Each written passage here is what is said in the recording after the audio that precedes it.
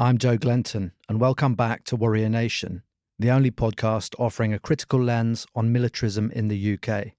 In this, our fifth series, we'll be speaking to anti-militarists around the world to explore their unique motivations, tactics, and approaches.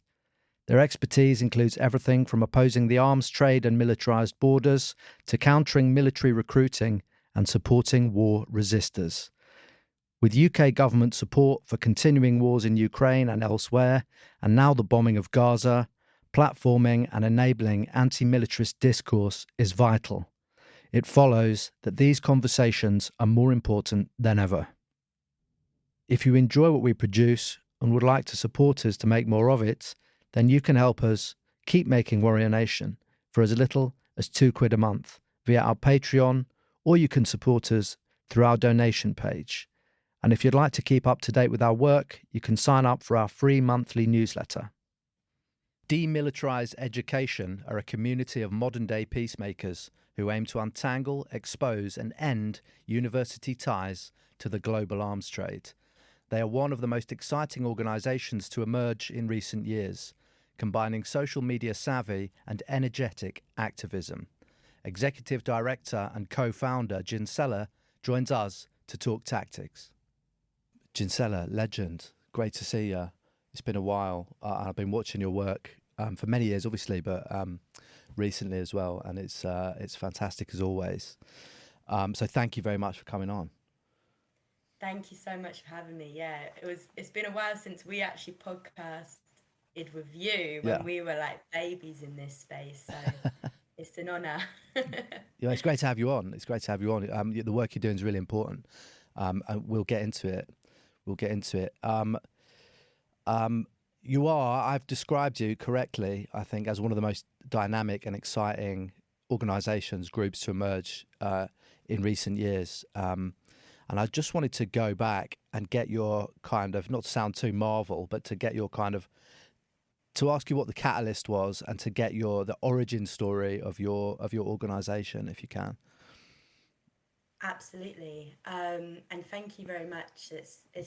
We want to be dynamic. We want to be a place which really fits into the way people are working today. So to make it easier for them to contribute their own skills. And we really come from a place of shock and horror.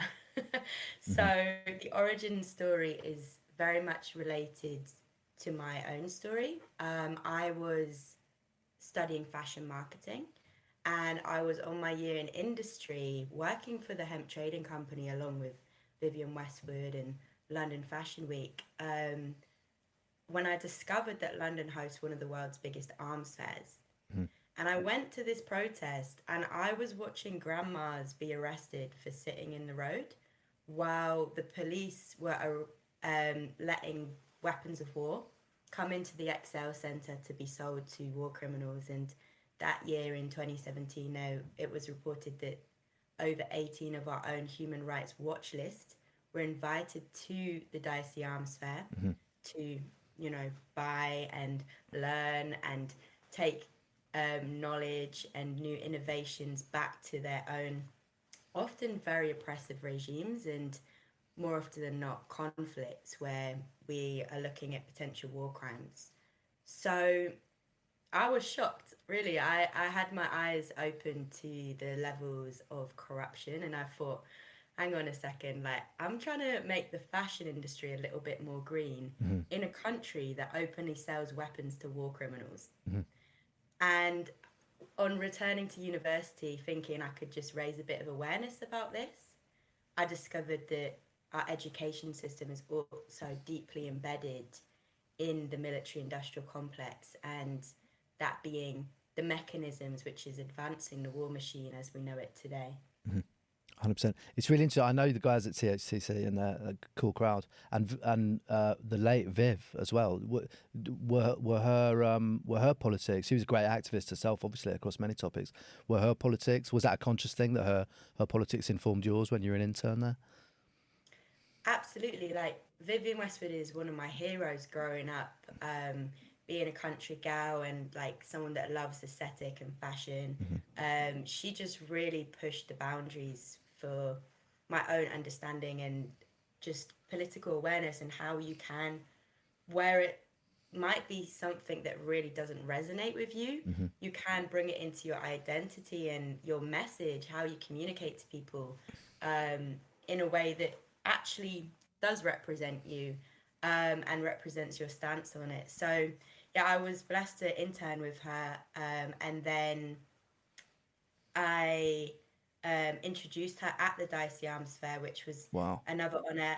And yeah, I was actually one of the speakers to talk at her last ever public event. So from that, I was welcomed to Vivian's memorial, where we were really celebrating just how much of a political, I don't know, like how much political life her art brought to the world. I think that's very, as a slight aside, I suppose, it's very significant at the moment where I'm looking at people who I had deemed iconic and really respected, and now with what's going on in Gaza, which is obviously very central to your work as well, I'm like, where are your voices? But Viv was always there. Vivian was there, and would kind of pin her colours to the mast. Very impressive figure and a very sad loss. I suppose it's always a funny question, is it? Like, how did you come up with the idea? Like, how did demilitarising education form? Was it a process? Was it a light bulb moment? When did this, where did this idea emerge from, and when did it emerge?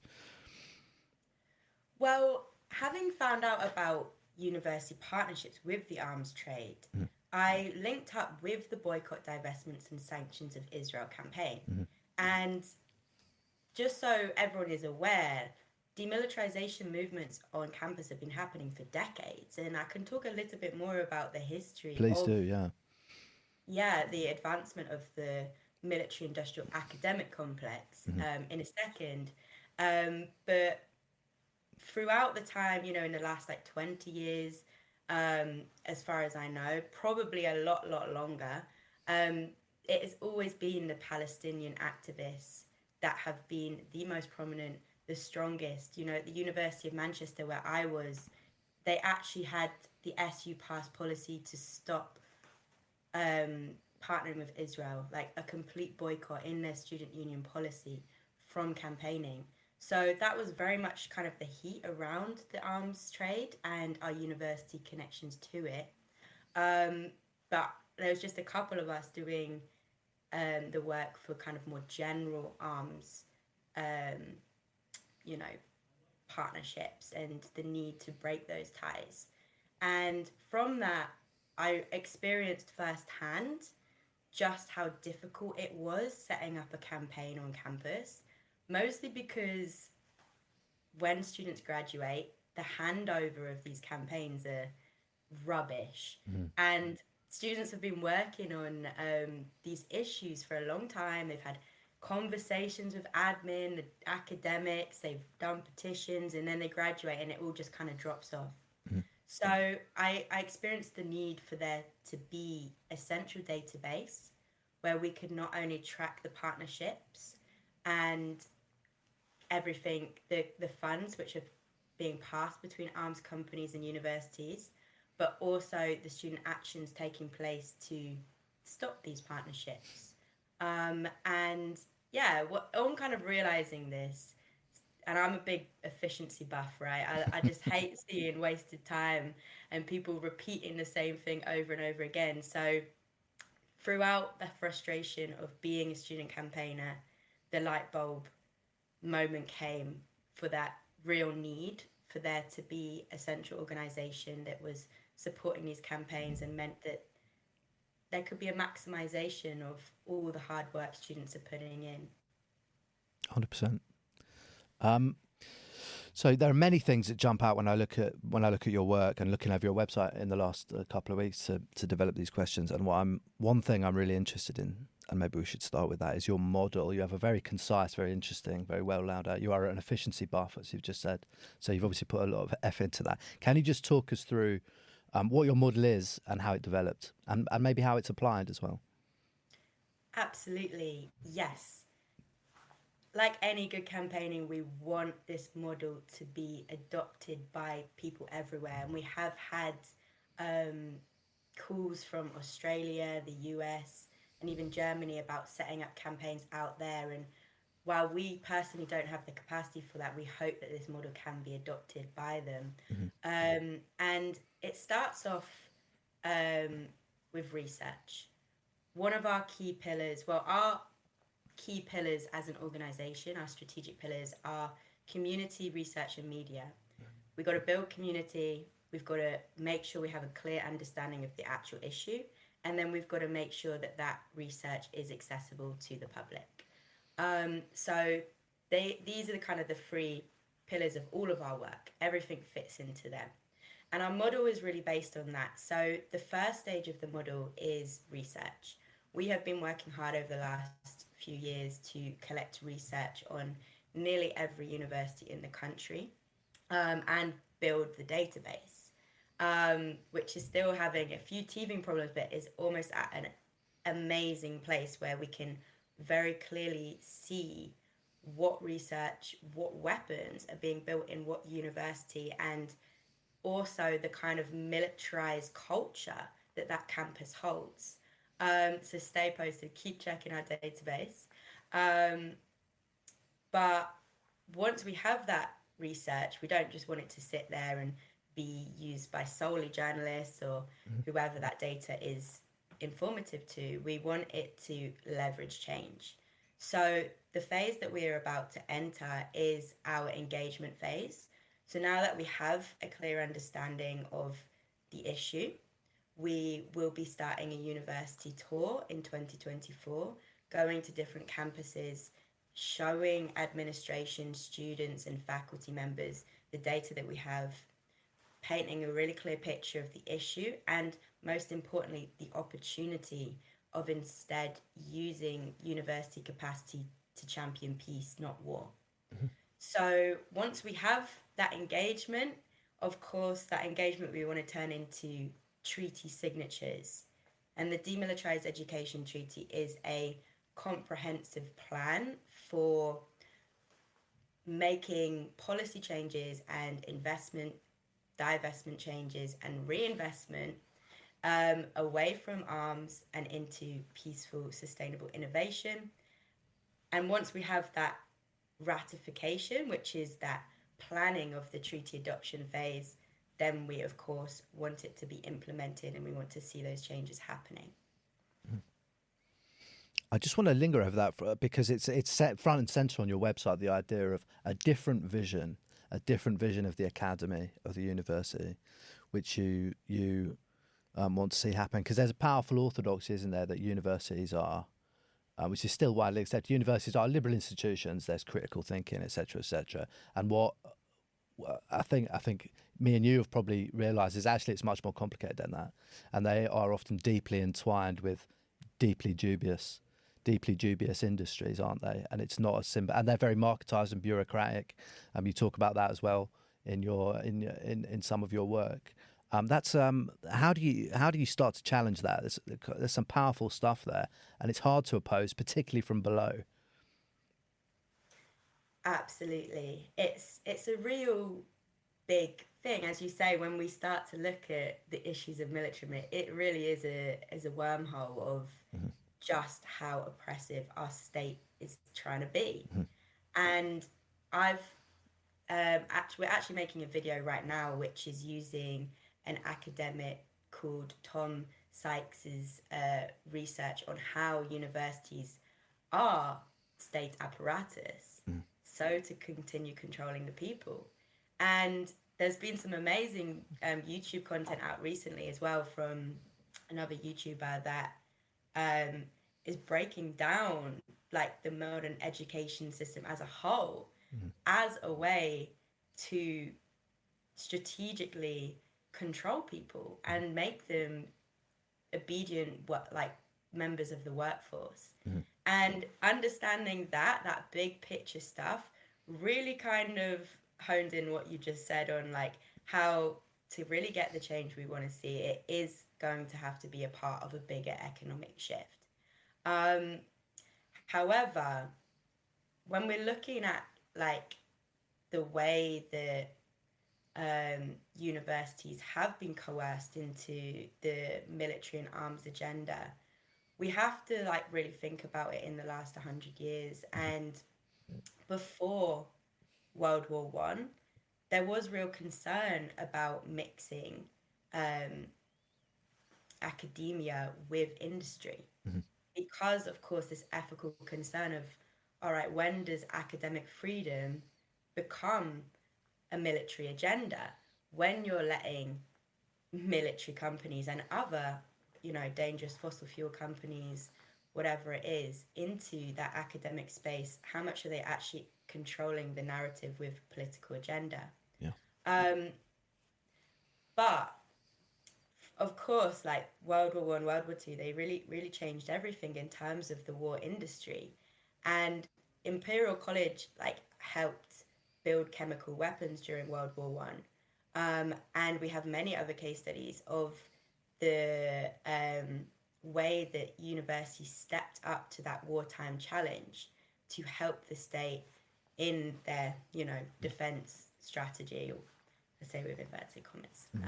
That's a bigger conversation. Um, but more pressure came. Of course, they really, really got a taste of how like profitable this was. But then as um, government research centres started to be sold off in the 80s, arms companies found it even more, what's the word? They were even more drawn to make the most of university research centres to have efficient development. Yeah. And of course, this is something that the government themselves also started to think, all right, yeah, this is strategic for our arms agenda. And that, in parallel with the reduction of educational funding, meant that universities were then really welcomed into that triangle and also saw it as something which was like essential to them being able to sustain the income that was necessary to run the institutions as they wanted to. 100%. It's interesting. I'd like to hear your view on about a topic that's come up. It was very interesting when you talked about the military and industrial and academic, and you could put all kinds of other things on the end of that to talk about this broader systemic issue. But think tanks, a number of, we had an episode on this last season, how think tanks, also full of academics, thinkers, researchers, are also part of that network of kind of military, or can be, I have to be fair, can be part of that network of militarist interests. Is that something that you recognise as well from your work, the role of think tanks in this? Absolutely. Think tanks in the media, Mhm. how I know that you have spoken about. I have listened to that think tank episode, yeah, and I was also listening to the one with Katie Fallon from Campaign Against Arms Trade. We look at the revolving door, Yes. and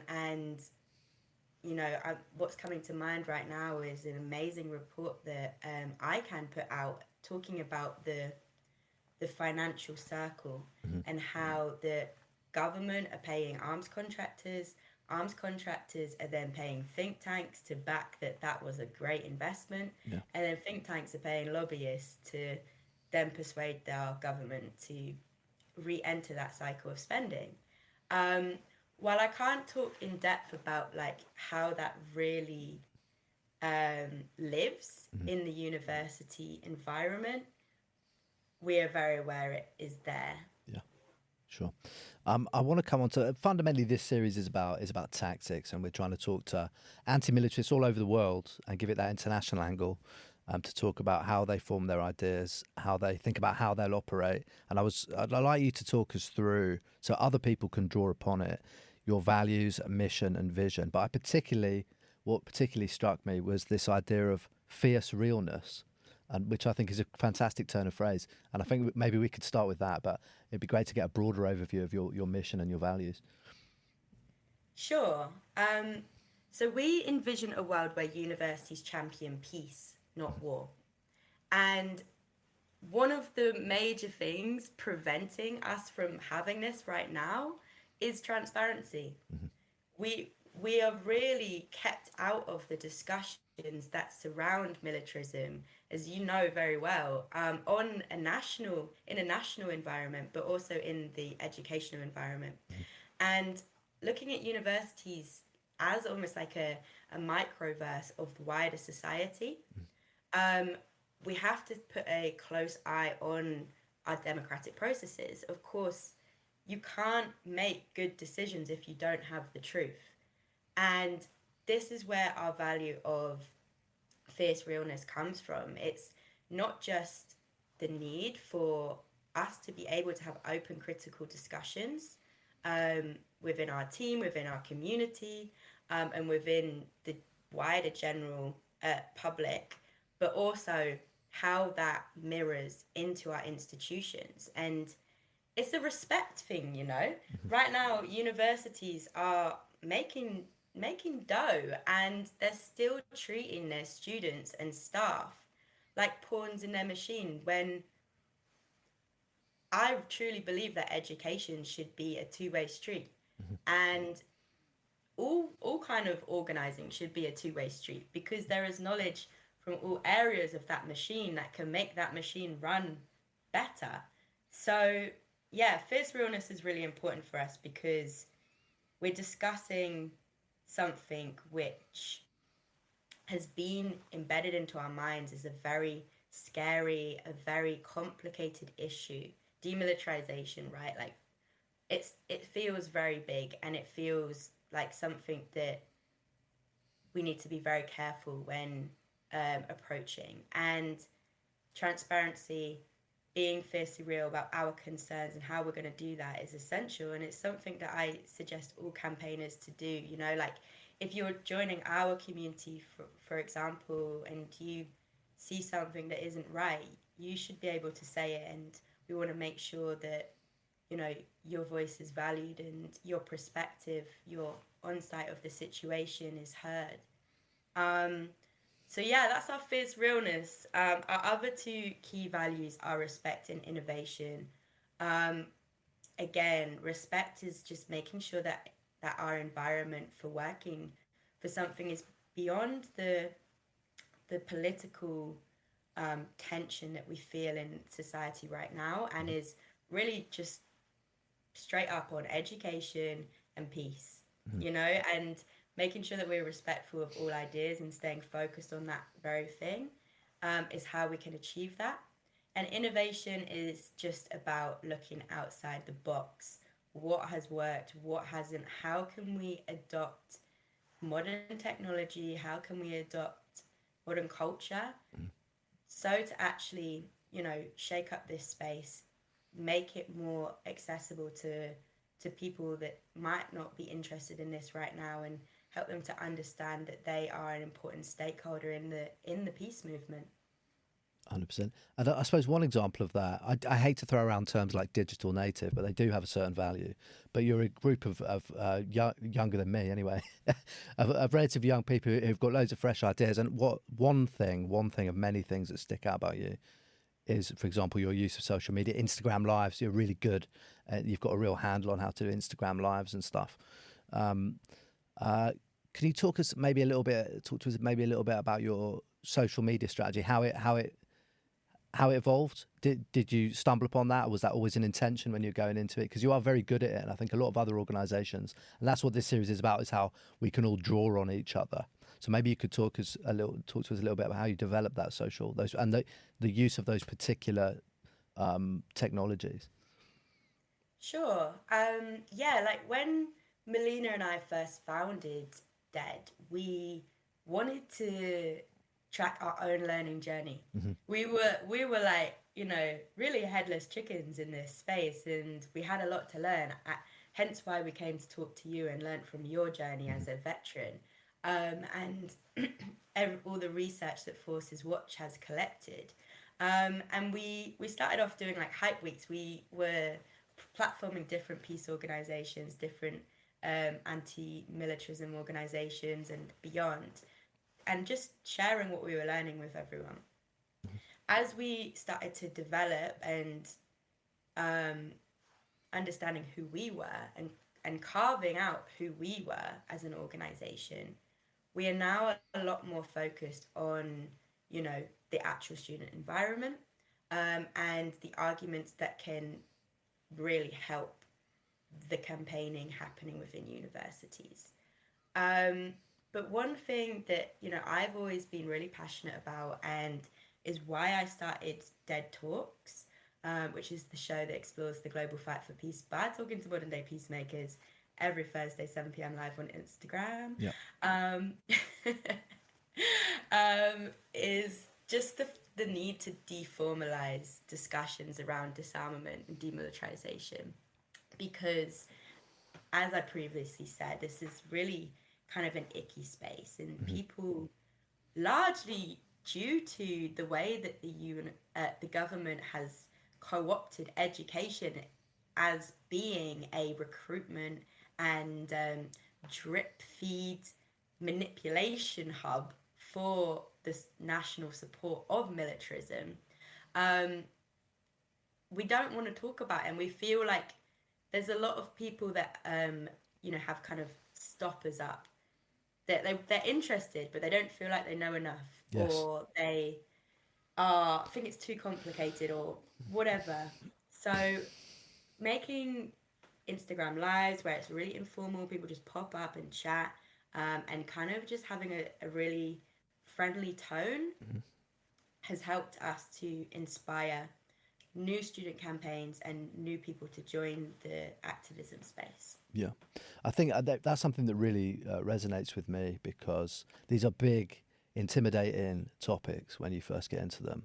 And I think if you're not from you didn't grow up political and you're coming into this, as I did, slightly later in life, and you're trying to unpick it, it can be very, very scary stuff. So I think I try and do that. I don't know if I do it as well as you guys, but you're very good. You're very good at putting things which are generally seen as quite complicated and intimidating in very straightforward terms. And I think that's a real strength of what you do. Would you say that's a conscious thing? Yes, I hope so. I mean, it's still really nice to have you affirm that, because you often don't know how it lands. But yes, it is a conscious thing. That is what we want to do, because political confidence is the baseline of anyone being activated into working for social justice. If you don't have that confidence, you can't feel confident in what you're saying, then you're not going to say it. So yeah, we do intentionally want to simplify the complexities that surround the very simple reality that our government is using our education system to advance the war machine, when education should have nothing to do with advancing war and should be a beacon of peace. If you enjoy what we produce and would like to support us to make more of it, then you can help us keep making Warrior Nation for as little as £2 a month via our Patreon, or you can support us through our donation page. And if you'd like to keep up to date with our work, you can sign up for our free monthly newsletter. It's often the case that what people need, maybe this reflects your experience, is big, scary topic, but people need a starting point. And there's so much going on, as there is, around issues of international politics and economics and stuff like that. It's sometimes hard to see where that is, unless you're an expert, unless you're a niche expert. And there's a role for those, for the academic and so on. But I think what you do, and I try and do, with varying degrees of success, is give people a simpler starting point, so that they can start to engage their politics and build their confidence. Exactly what you're saying.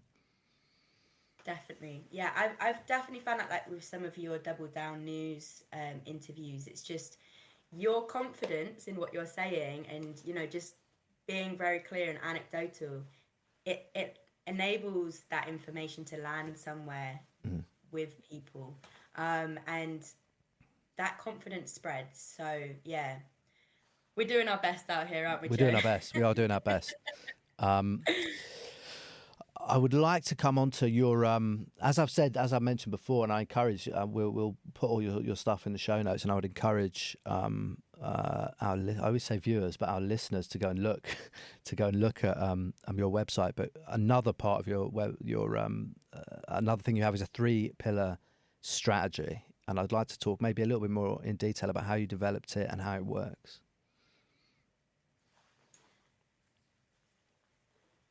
Just trying to think how we developed it. So when we set up the organisation, and I really, really recommend this to everybody's trying to start a campaign, is we spent about 1 year pretty much just networking with people, just learning from what was already happening in the space. And we made contact with literally everyone we could working within the peace and disarmament space. And we read all their websites. We, understood what was working for them and how they were reaching people. Now, our center, our stakeholder, right, as an institution is the university. And then the people within that is students, staff, and an administration. So considering what we now know about what works in the campaigning space, thanks to our other amazing partner organizations, we can now kind of understand how we can pull different elements that will actually leverage us to be able to communicate and connect and engage better with our specific stakeholders. And community, of course, is quite obvious because you need that. You need public influence. And what is really brilliant about the university scene is that students are known for bringing justice into their communities and are always at the kind of center of activism. But also it's quite a unique environment where friends are actually living together in that way. When as soon as you graduate, you kind of disperse off to your private lives and your work lives, right? Yeah. So that physical capacity to have community on campus is huge. But also, of course, universities are bound by research. This is the center of what they do. So we know that we've got to have that proper data to be able to get our foot in the door. And then finally, media. This is about getting it over the early adopters, the people that really care and are active from an early stage, and turning it into a national discussion.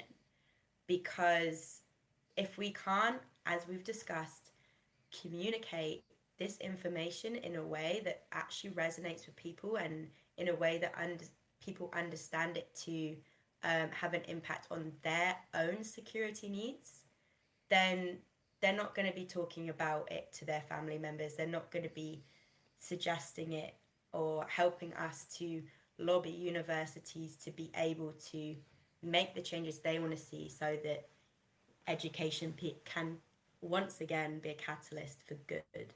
Yeah, 100%. Another question, which I think it's a question we ask ourselves at Forces Watch, and I think any activist or campaigning organisation asks it of themselves as well. But it's a very current one for us. It can be hard. It can be hard to measure the impact your work is having, and it can be really frustrating. I'm sure you know. How do you do that? How do you kind of evidence the impact that you're having? How do you evidence change? And I know that's a very difficult question, but it's one that affects us all, and it will affect all the organisations that we're going to have on this season. And so maybe it'd be good to get your ideas about that. Sure. Yeah. Always growing, and it's something that, like, in the future, until you're like a massive think tank, right, and you have like all those research arms to be able to really have your finger on every measurement metrics that is impacted by your work, it is kind of impossible. But for now, what we do, we're very tied to our funders, and when we're writing funding applications, we have to demonstrate where that money's going to go, what input we're going to put in, to what output, and to what impact. And it is in that impact that we will always define our measurement metrics. And an obvious one is the fact that we want to see every university in the UK having signed the Demilitarised Education Treaty. Right now we have 0 signatures. When However, when we are looking at like our media arm, it's a lot simpler. We last year released this year, sorry, released the video series 7 Myths That Sustain the Global Arms Trade. Yeah. And we've now had over 25,000 views on YouTube. Mm-hmm. So we can track our engagement. And from those comments and from people coming back to us, they said that it changed their mind about things and it opened up their perspective. So it changes. But what I really suggest is, before you start anything, make sure that you have that indicator that you are constantly tracking. You know, with community, we're tracking how many student campaigns are happening across the country. And a few of them we can connect to having been founded after seeing our work and our database. So yeah, main thing is, make sure you have a spreadsheet, make sure you know how to measure your impacts before you start that work. Mm-hmm. And don't forget about it. Put it in. I have like a calendar block every week, every couple of weeks, just half an hour where I will go back, look at our measurements and make sure that they are being kept up with, because that is going to be essential stepping stone for you being able to get that next round of funding, for you being able to build trust with your stakeholders. So however you're measuring it, make sure you are. Yeah, 100%. It would be good. I'm interested to know. You were all based in Manchester. I seem to recall you were like Manchester students in Mani. But I'd be interested to know how you're down the line. What does it look like? What's the nitty gritty? Is it the case that you go out, you speak at campuses? Is it word of mouth? Do people contact you to start campaigns? What does it actually look like, to use the military term? What's it like on the ground? What are you doing to get people engaged and organised? Can you just talk us through some of that? Because I think that's really, really interesting stuff to me, that kind of nitty gritty day to day, building the movement stuff. Sure.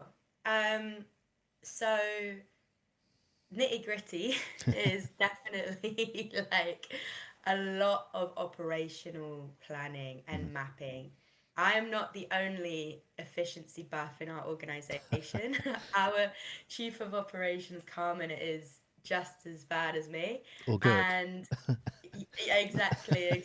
We laugh, but yeah, it's I'm just so grateful for our shared commitment to efficiency.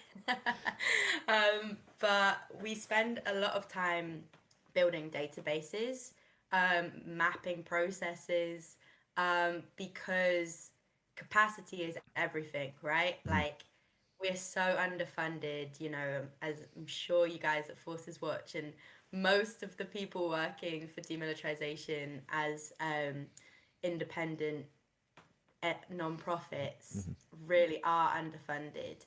And therefore, when we're tackling our operations and tackling them in a term of, okay, we have over 145 universities in the UK and we're trying to reach all of them. How can we do that in a way which minimizes our use of capacity but maximizes our output? So the past year, we've really been kind of like undercover. We've been building our volunteering systems. We now have about 7 volunteers. We've been building our employee systems. We now have 2 full-time members of staff and 5 freelancers.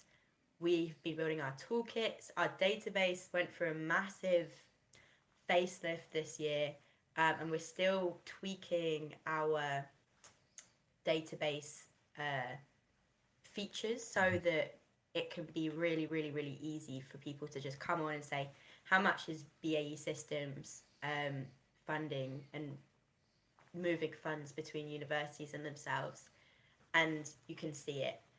Shout out to Ian, who is also Campaign Against Arms Trade's database developer, who has recently joined our team and has been a godsend. And yeah, we're really hoping to actually be able to connect the Campaign Against Arms Trade database with our own in the future, so that not only would you be able to come, for example, and look at Imperial College's current research program being funded by BAE Systems, building complex autonomous aircrafts, but you'd then be able to link it to Campaign Against Arms Trade database and see, okay, and now BAE has exported that product to X country.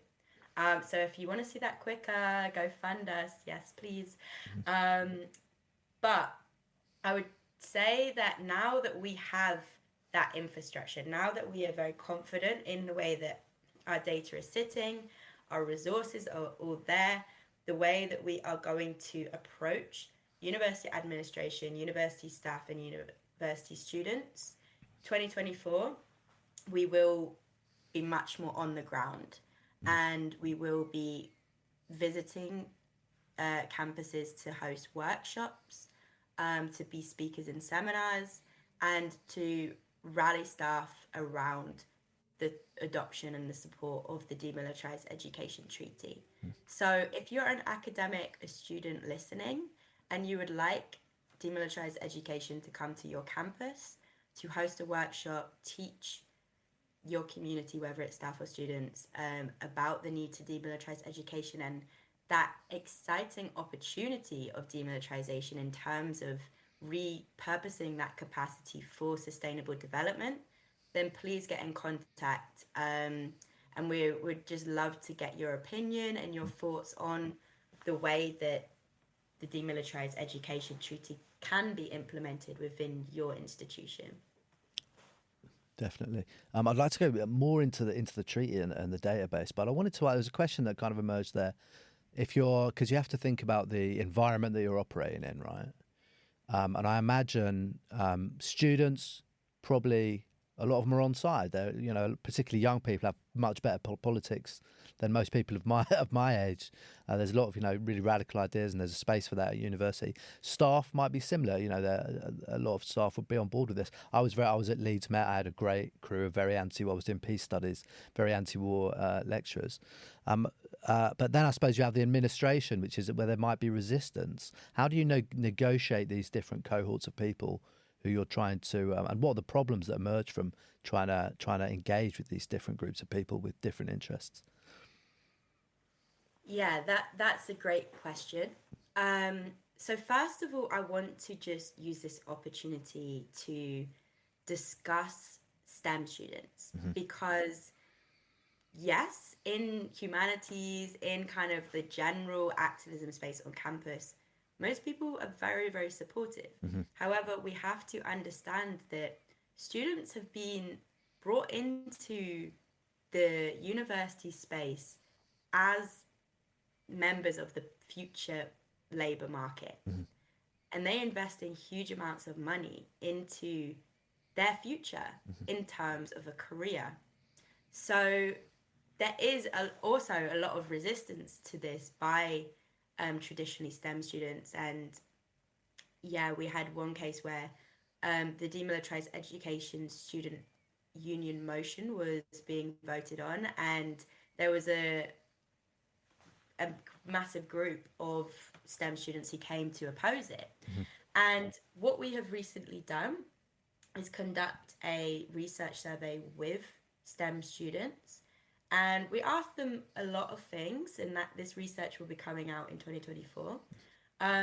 But a major element of that research is that the large majority of the students that took part in that survey said that they would rather be developing civilian technology over military technology. And this is just kind of gives us a glimpse of the situation in the STEM space in universities. Because, for example, Strathclyde University right now have over £1 million worth of academic partnerships with BAE Systems. This is going towards student apprenticeships with BAE Systems. So when you're entering as a student, hoping to get a good job as an engineer, perhaps in aerospace, the university environment, you're really being smothered in arms opportunities and being given very little opportunity to develop technology that may align with your own ethics. So the marketization really has a huge um, foot in the way that people think about the need to demilitarize education. And of course, that's very understandable. So when it comes to students, we have that kind of general divide, and that naturally takes us up the food chain, because a great solution to that is that, okay, well, perhaps you should give STEM students opportunity to develop things which actually aligns with their ethics. Um, and yeah, many of the academics we talk to are feeling the same pressure with their own research. And since the military industrial academic complex really took off in the late 80s and going forward, there's been a lot more pressure for them to keep quiet about these issues because of how it affects their funding and their faculty's potential to grow and actually research things which excites them and is properly funded. So yeah, it's again kind of takes us into this broader image of that need for an economic shift, a economy that really values love and like sharing and kindness and abundance for all, rather than economies focused on competition and profit. Um, so when we get up to the top of the pecking order with administration, really we find that the people in charge want to delay things. They want to kind of stretch out the conversation. They want to um,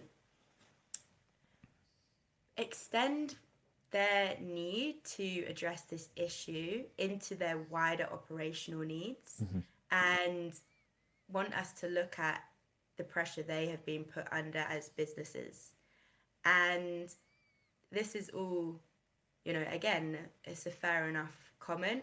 However, looking at the shape of the world right now, and we're very clearly seeing that research happening in UK universities is being used in the genocide right now happening in Gaza. And we have to just kind of like ramp up the pressure and help them to see that, or detach from this cognitive dissonance.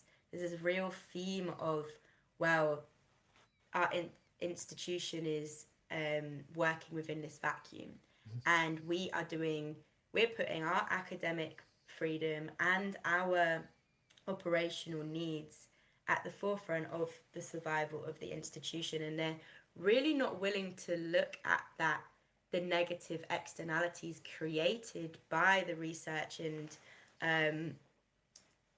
partnerships happening within their space. So yeah, we are currently building our understanding of how we can make strong financial arguments for the need for universities to champion peace instead of war. And I guess you'll have to have me back on the podcast in a year or two once we've really infiltrated that university space throughout our universities Transform the World tour happening in 2024. Yeah, it sounds really exciting. It sounds like you're doing some really exciting stuff. You're always welcome. You're always welcome back on here, all of you. To talk about, we touched on it a bit there, but I'm interested, obviously, something which has merged and re-emerged over this conversation and is very apparent in your work is the database and the treaty. These are obviously key things, centerpieces of what you do. Can we touched on the database a little bit there, but can we just unpack those a little bit more? For example, how do you compile it and how will you use it in the longer term? What does that actually look like practically? And the same with the treaty.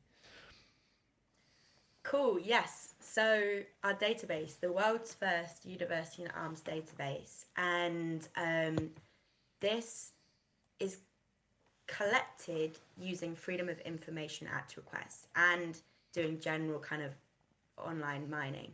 And we track three different partnership types. The first one is a research partnership. So that's when a arms company will pay a faculty or perhaps a student to build arms specific research. Then we have the academic partnerships. So this is when an arms company will pay a faculty to promote careers, to get consultancy on external research happening or products being built, and so on. So this is the one which we really see when kind of most lively on campuses, because students will see arms companies come to careers fairs. Yeah. And this is often a key target for student campaigns because it's so visible. And then the final partnership type that we track is financial.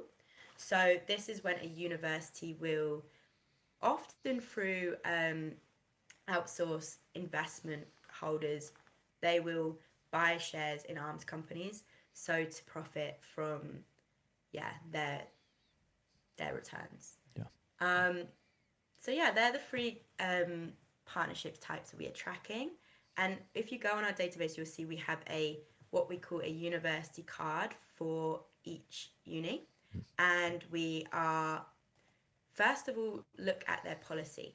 So we go on their website, we see, have you got any mention of discluding armament and arms partnerships in your sustainability policy and in your investment policy? And we track that on the database as a first foot, because it helps us to see if there's any awareness of the need to demilitarize. Then we send FOIs, track the financial, the research and academic partnerships, and then, of course, actions. So if you're a student or you are a worried member of the public that wants to come and help us research, or are perhaps interested in knowing more about your university's partnership with the arms trade, then please do come join our community. We can offer you a research guide, which you would have to follow through and send FOIs using our templates. And you would then upload your FOIs to our database so that they can be tracked. And of course, the responses to that FOIs will be the artifacts that include the figures. And those figures are then included in our total of the University and Arms database funds uncovered, which is currently at over £1.8 billion. And I think as well, like, if you're less interested in quite slow research processes, Freedom of Information Act requests usually take around 20 days to return, so it can be quite a slow process, then please be aware of our database in terms of actions. And what I mean by actions is, if you are on campus and you see perhaps the RAF with a stool outside your student union, take a picture of it, write a few words, write a few dates, and you can upload that, and you should upload that to our database so that we can see any military sightings. Or if you have sent an email to your Vice Chancellor saying, I don't agree with this, track it on actions. Or, of course, if there's a protest or something a little bit more obvious, track it on actions so that we can see as a collective how much engagement our university administration are actually having with the people asking for these things to change. So that leads us on to kind of the breakdown of the Demilitarising Education Treaty. And it really falls quite closely in line with the structure of our database, by starting with policy, looking at how a university should be changing their policy so to not allow partnerships with arms companies. Then there is the planning for a divestment process. This is something that we're very aware can take a very long time due to commercial contracts.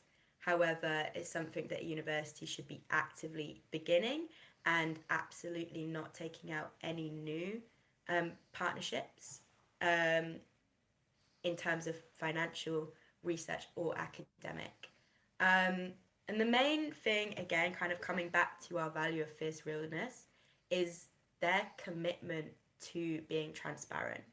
And again, help fund our database.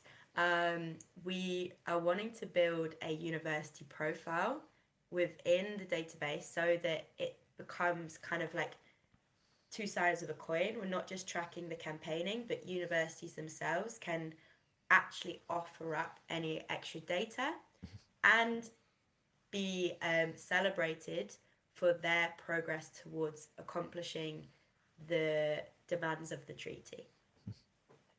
That's very interesting. I note that the number is front and center on the website. The figure, for funding, so people can and should go and check that out immediately. But I remember I'd just come out of the army when I went to university. I'm in Leeds today, but at Leeds Met, and I can remember it was very striking to me because I was quite sensitive to it.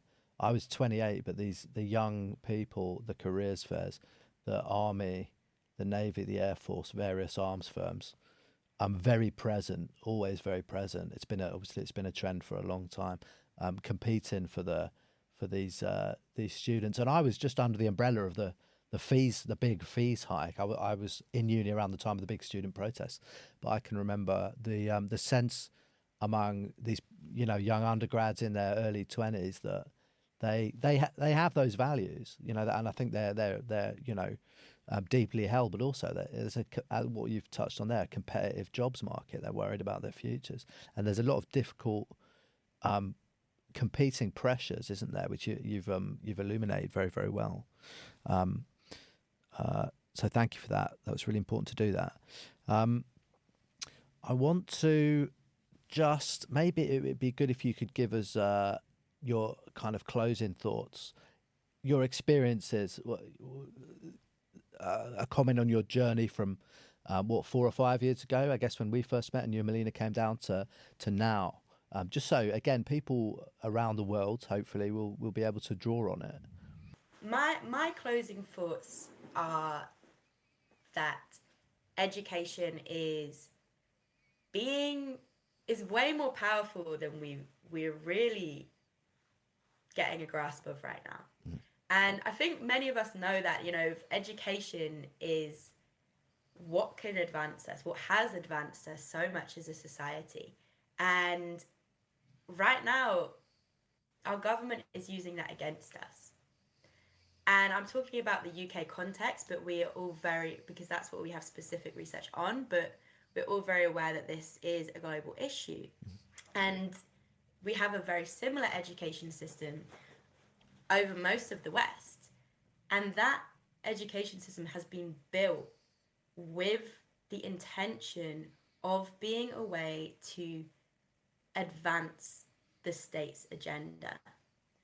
And when we understand that, it's kind of a moment of fear, oh my gosh, the conditioning that I have been acutely aware of, the way that, we even talk about profit as the heart of economics, when economics is about sharing resources efficiently and profit is about, nothing to do with efficiency or the best use of resources, right? There's so many examples, and I'm sure each and every one of the people listening has their own thing that sticks in their mind as the kind of lies we are taught in education.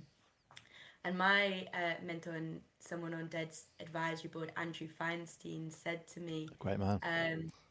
He said, really, it's a miracle that you made it out of this education system with your brain still intact, Jin. And I want to just spread that further. And to anyone listening to this, it's a good indicator that you have also, congratulations, made it out of the education system without having your brain turned into a whoopee cushion that the state can stand on whenever they want. Yeah. So know that. Again, be confident in that. Like, you've probably felt it, but I'm telling you, it's true. And knowing that the state is using the education system to spread fear, and most importantly, make us doubt that anything beyond militarism is possible. We have to understand that hope is our greatest superpower, and the state knows this, and we have to reclaim the power of education so it can advance the world into a sustainable utopia that we all want to live in. Definitely. Ginsella, Demilitarising Education, thank you so much. Thank you so much for coming on. Informative as ever. Thank you very much for coming on. Thank you so much, Joe. If you enjoy what we produce and would like to support us to make more of it, then you can help us keep making Warrior Nation for as little as £2 a month via our Patreon, or you can support us through our donation page. And if you'd like to keep up to date with our work, you can sign up for our free monthly newsletter.